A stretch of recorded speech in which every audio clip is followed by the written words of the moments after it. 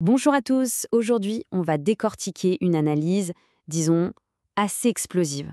Elle nous vient d'un fondateur millionnaire et elle porte sur l'avenir des carrières de développeurs.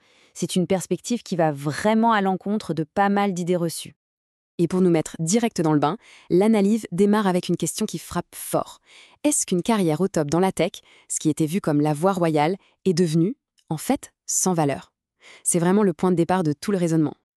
Alors, accrochez-vous bien, parce que voilà la thèse centrale, balancez cash, la programmation vous rendra pauvre. Oui, oui, l'idée c'est que ce métier, qu'on a longtemps vu comme le ticket d'or pour la réussite, serait en fait devenu un chemin vers la précarité. C'est osé, hein, c'est clair. Alors, voyons un peu sur quoi ça repose. Ok, alors pour commencer, on va regarder le premier niveau de l'argumentation. On parle ici des menaces les plus, disons, les plus concrètes, celles que pas mal de monde commence déjà à sentir passer. Et pour illustrer ça, il y a un chiffre qui fait mal. Il vient d'une étude de Stanford. Moins 13%. C'est la baisse du nombre d'ingénieurs logiciels débutants juste sur l'année 2022. Clairement, ça montre que le vent est en train de tourner, et pas qu'un peu. Mais ce qui est vraiment intéressant dans cette analyse, c'est pas juste un seul facteur, c'est l'effet cocktail, si on veut. L'argument, ce n'est pas juste attention, l'IA arrive. Non, non, c'est que l'IA, ça s'ajoute à une stagnation technique qui était déjà là avant. Ça s'ajoute aussi à l'externalisation massive en Asie. Et par-dessus tout ça, on a des milliards de nouveaux diplômés qui débarquent sur le marché mondial. Résultat, une saturation totale. Et quand le marché est saturé, eh bien, les salaires y piquent du nez. C'est mécanique. Bon, ça, c'était pour les menaces de surface. Mais l'analyse va beaucoup plus loin. On va maintenant creuser un peu plus pour voir les changements économiques de fond. Et c'est là vraiment qu'on touche au cœur du réacteur. Le premier gros concept, c'est ce qu'on appelle l'économie de l'attention. En fait, l'idée est assez simple à comprendre. Aujourd'hui, on est noyé sous l'info. Du coup, ce qui a de la valeur, ce n'est plus l'information elle-même, mais ce qui est devenu super rare, l'attention des gens. C'est la nouvelle ressource précieuse. Et tout le monde se bat pour en avoir un petit bout.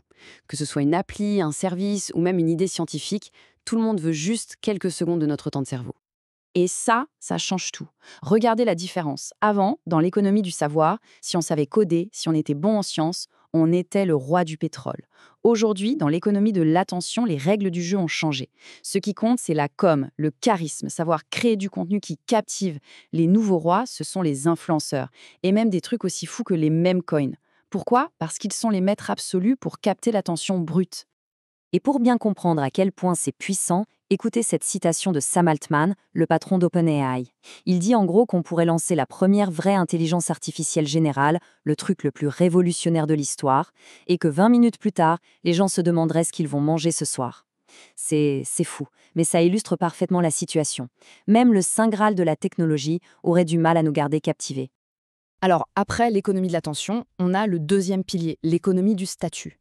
L'idée ici, c'est que la grande compétition aujourd'hui, ce n'est plus tellement pour avoir le plus d'argent, c'est pour avoir le plus de statut social. Avoir de l'influence, une marque personnelle forte, c'est devenu plus désirable que d'empiler des billets à la banque. La différence de motivation est énorme. Avant, le but du jeu, c'était d'avoir un bon compte en banque, une voiture qui marche bien, c'était ça la réussite. Aujourd'hui, dans cette économie du statut, le but, c'est d'avoir des millions de followers. Et pas n'importe quelle voiture, mais celle qui envoie un message, qui crie statut. Le succès, ce n'est plus ce qu'on a, mais ce qu'on fait et l'influence qu'on projette. Ok, on a vu l'économie de l'attention, l'économie du statut. Maintenant, on arrive à la dernière pièce du puzzle et c'est peut-être la plus importante. C'est une question de psychologie, de mentalité. L'analyse oppose deux manières de voir le monde qui apparemment font toute la différence entre réussir et échouer aujourd'hui. Et la différence, elle est énorme. D'un côté, on a la mentalité de rareté. C'est la mentalité de l'employé classique, si on caricature un peu. La pensée est toujours limitée. On ne peut pas se le permettre, il n'y a pas le budget pour ça. Le mot-clé, c'est ne pas pouvoir. De l'autre côté, il y a la mentalité d'abondance. C'est celle de l'entrepreneur. La question n'est jamais est-ce qu'on peut, mais toujours est-ce que ça vaut le coup. L'argent, les ressources, ce n'est plus un mur, c'est juste un levier. Et l'exemple le plus dingue de cette mentalité d'abondance, c'est encore Sam Altman qui me le donne. Il dit en substance qu'on crame 500 millions, 5 milliards ou 50 milliards par an, je m'en fiche, on est en train de créer l'IA générale, ça va coûter une fortune et ça le vaut largement. On voit bien ici que le budget n'est plus du tout le sujet. L'objectif est tellement énorme que le coût en comparaison devient presque un détail. Bon, on a bien dressé le tableau, IA, concurrence mondiale, nouvelle économie, mentalité, c'est un peu déprimant. Alors, quelle est la solution d'après cette analyse? Comment on s'en sort dans ce nouveau monde? Eh bien, la source propose une sorte de formule gagnante. Et cette stratégie, elle se déroule en 4 temps. Tout s'enchaîne logiquement. D'abord, il faut jouer le jeu de l'économie de l'attention. C'est la porte d'entrée. Une fois qu'on a l'attention, on s'en sert pour construire son statut. Troisième étape, on adopte cette fameuse mentalité d'abondance, où on ne pense plus en termes de limites. Et enfin, avec tout ça, on peut utiliser le levier maximum, le capital, la dette, tout ce qu'on veut, pour viser des objectifs qui paraissaient complètement dingues au départ. Et c'est là qu'on voit tout le problème de la voie classique selon cette vision des choses. L'ingénieur logiciel, en fait, il fait un mauvais deal. Il échange son potentiel de statut et d'influence contre un salaire.